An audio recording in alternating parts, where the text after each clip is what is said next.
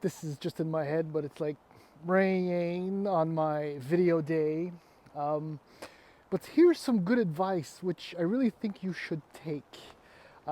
If you're Alanis Morissette, I don't know.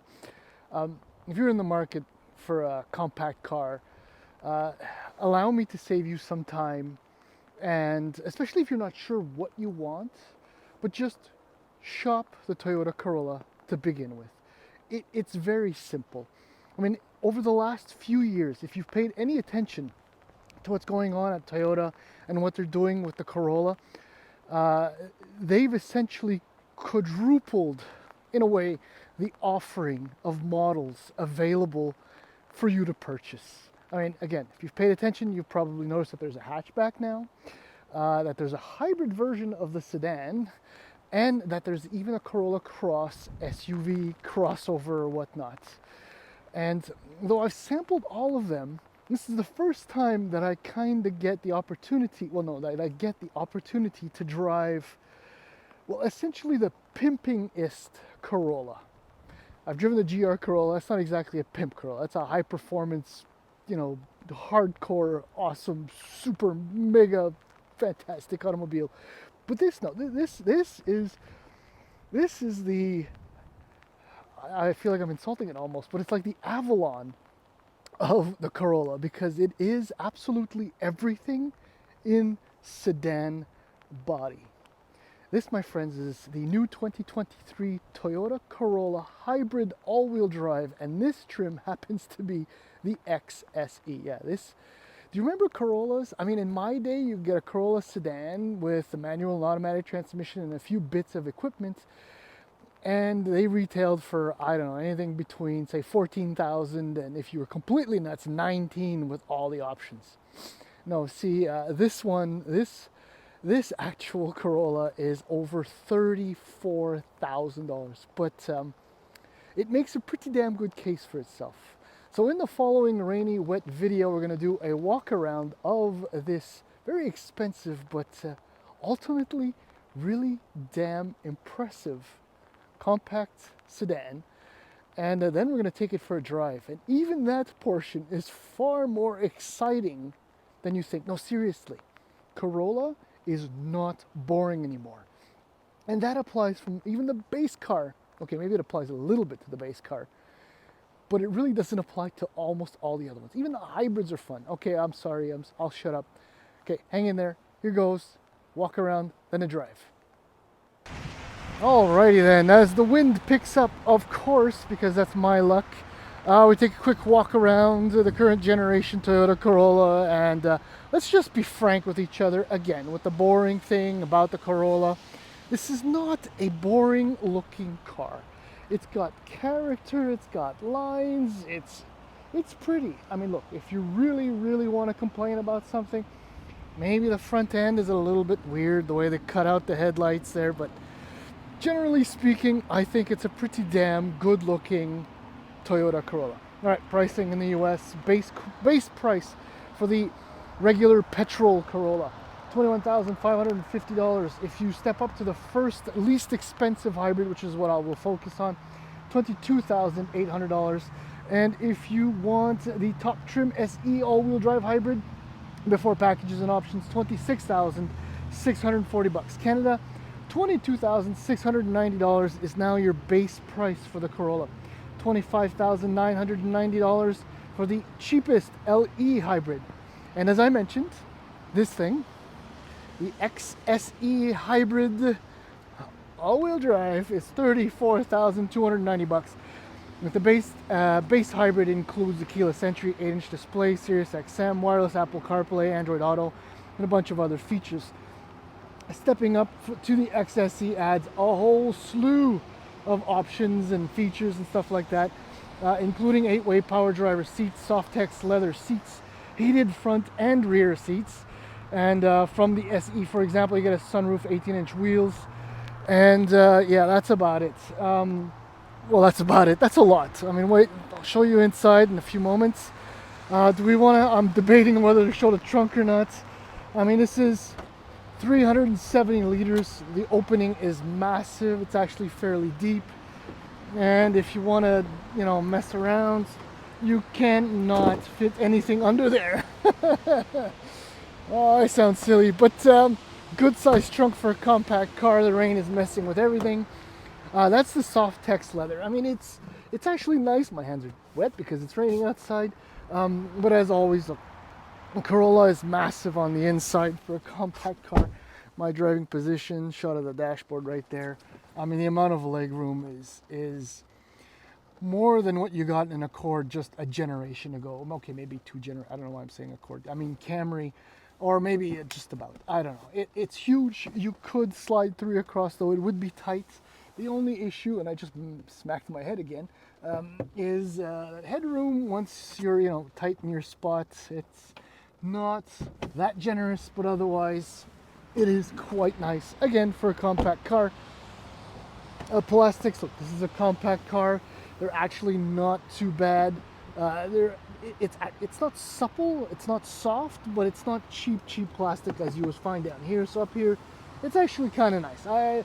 I'm really powering through this because of the rain. Power driver seat, which is exclusive to the XSE with power lumbar adjustments. I'm gonna get in, start it up. There's your digital display with a few gauges on each side. It actually looks quite nice. Everything is functional and very visible, just so you know. So you have drive modes down here, and they appear here, and you get a little bit of, oh, look at that, red hue, green hue. That's about as much configuration as is possible there. The 8-inch display, it's actually quite nice. I mean, it's nothing exceptional. It's about functionality, and it works. HVAC controls, 2 knobs. There's a volume knob right there. In case you hadn't noticed it. Yeah, I didn't show this part. The EV mode, heated seats, old school switches, but hey, they work. That's all that really matters, right? There's your wireless charging. Storage is okay, nothing exceptional. Lots of junk in there. Door bins aren't that big, but visibility is actually quite nice, because even in the lowest seating position, the screen is, well, it does stick out, which is not cool anymore because things evolve. But it kind of sits, if you go level, it's not that high above the dashboard, and from the driving position, it doesn't really intrude in visibility.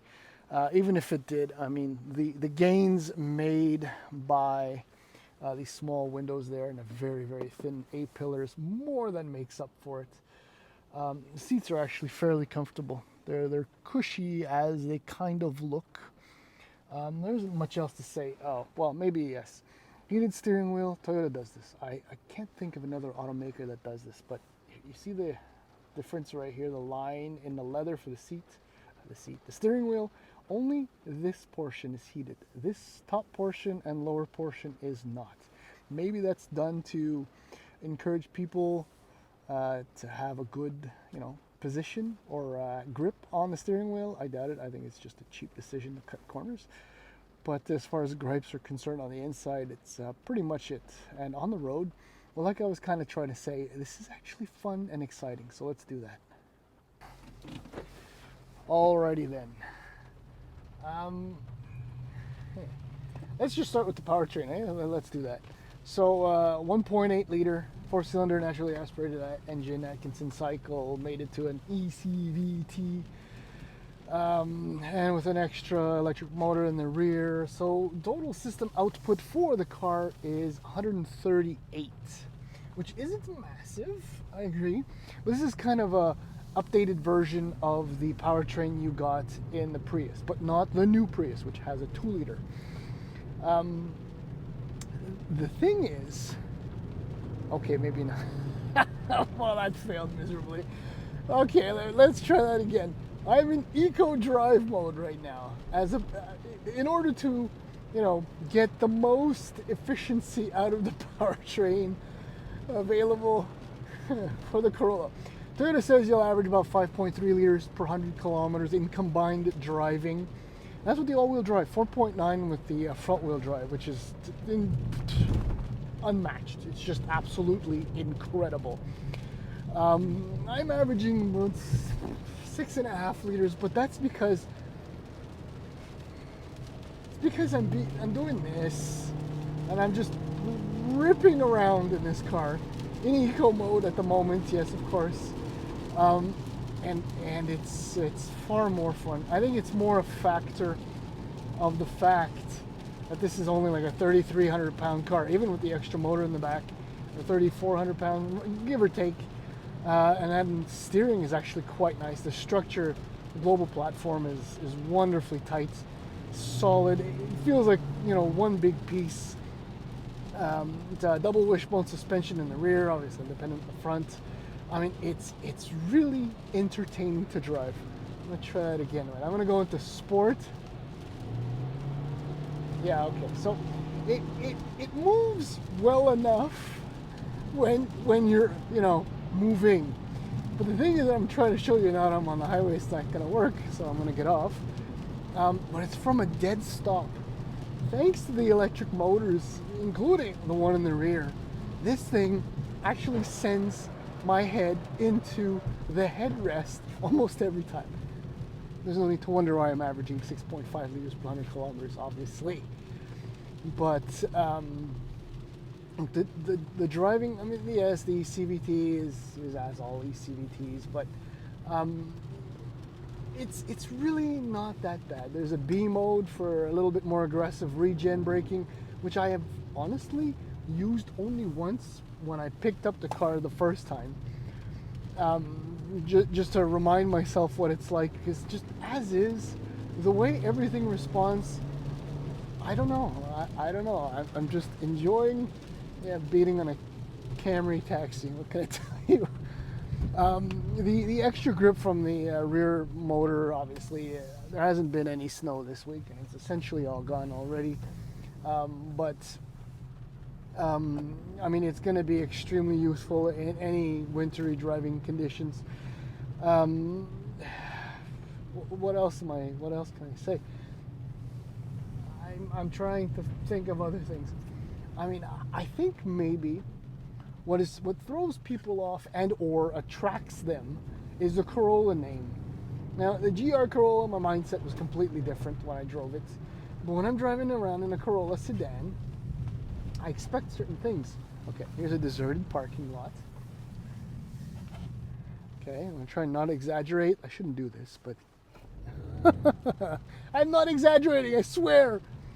The instant throttle response is so much fun. In the city, this thing is snappy. It's really on the ball. It's you know, always ready to do all kinds of silly things. 6.5 liters per 100 kilometers. What can I tell you? Yeah, I don't know. The only issue with this car is that you'd have to be, well, a little nuts to spend $34,000 on a Corolla, but then, I mean, you're getting the most pimping Corolla that money can buy, and that probably, no, not probably, that Toyota has ever produced. With the all-wheel drive, the hybrid powertrain, the Softex leather, the heated steering wheel, the sunroof, the 18-inch wheels, the XSE body kit, and all of that. I mean, it's thoroughly amusing. And if you do drive smart, you will average, I think, barely above 5 liters per 100 kilometers. For all the Toyota hybrids that I've driven, what I've experienced is that when it says you're going to average 7, 6, or 5 liters, that is as close to real world numbers that you will actually get. I know, because I've averaged just over 4.5 with the Prius some years ago, and with the Sienna hybrid that I drove last year on my road trip, I averaged like 6.7 liters per 100 kilometers, which I think is 1/10 or 2/10 of a liter off from the estimated numbers. I mean, I know Toyota has hesitated, resisted the EV push in favor of their hybrids. They've changed their minds, but in the meantime, hybrids, if you can't get, well, not that you can really get hybrids that easily at the moment, but this is a very, very amusing car. I don't know. I'm Corolla attacked. That's an old one, eh? That's almost 10 years old now. Or is it 10 years old? Anyhow, I'm done.